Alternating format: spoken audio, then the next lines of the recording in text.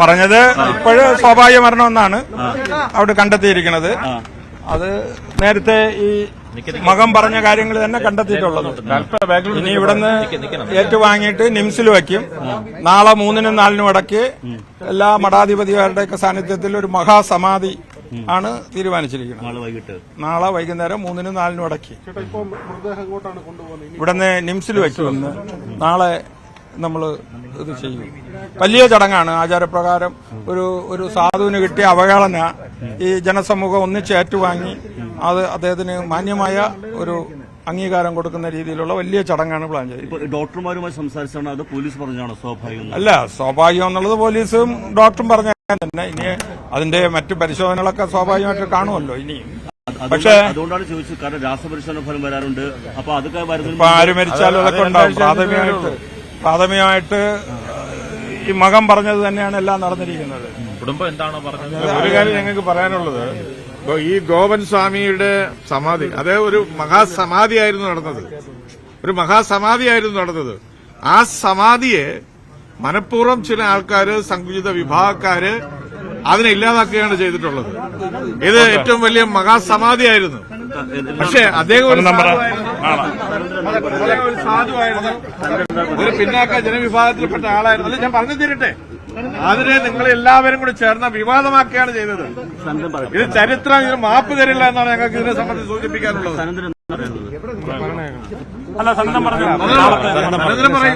ഈ മഹാസമാധിയിലേക്ക് ഉത്തരവാദികളായിട്ട് ഹേതുവാക്കിയിട്ടുള്ള ആൾക്കാർ അവർ മാപ്പ് പറയണമെന്ന് പറയും.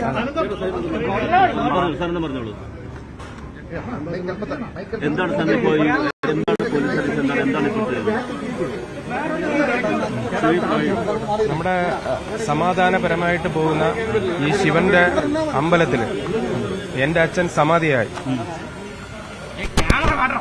എന്റെ അച്ഛൻ സമാധിയായത് ഈ മഹാസമാധിയാണെന്ന് വേണം പറയാൻ. ഇതിന് തടസ്സം നിന്നവർക്ക് വേണ്ടി നിയമപരമായി നടപടികൾ എടുക്കണം. നിയമപരമായി നടപടികൾ എടുത്തേ പറ്റൂ. മഹാസമാധിയാണ്.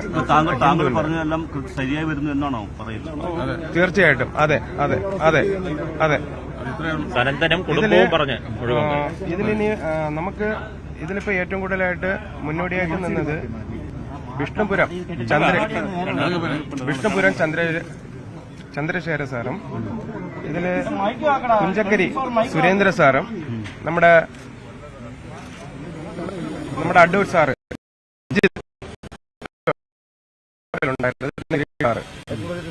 കൂടെയാണ്. പിന്നെ ഹിന്ദു ഐക്യവേദിയും ഹിന്ദു സംഘടനകളും എല്ലാവരും ഞങ്ങൾക്ക് സപ്പോർട്ടിംഗ് ഉണ്ടായിരുന്നു. എല്ലാവരുടെ ഒരിതുണ്ടായിരുന്നു. പിന്നെ എനിക്ക് പറയാനുള്ളത്, ഹിന്ദു ആചാരത്തെ വ്രണപ്പെടുത്തിയ ഇതില് ആരൊക്കെയുണ്ടോ അവരുടെ പേരിനെല്ലാം നിയമ നടപടികൾ എടുത്തേ പറ്റൂ.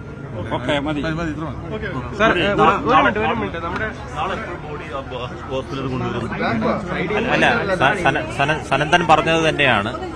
ഈ കഴിഞ്ഞ 3-4 ദിവസമായിട്ട് ഒരു കുടുംബത്തെ വളഞ്ഞിട്ട് ആക്രമിക്കുകയായിരുന്നു. ആ കുടുംബം പറയുന്ന ഒരു കാര്യം പോലും, അതിൽ 1% പോലും നിങ്ങൾ ആരും വിശ്വസിക്കാൻ തയ്യാറായില്ല.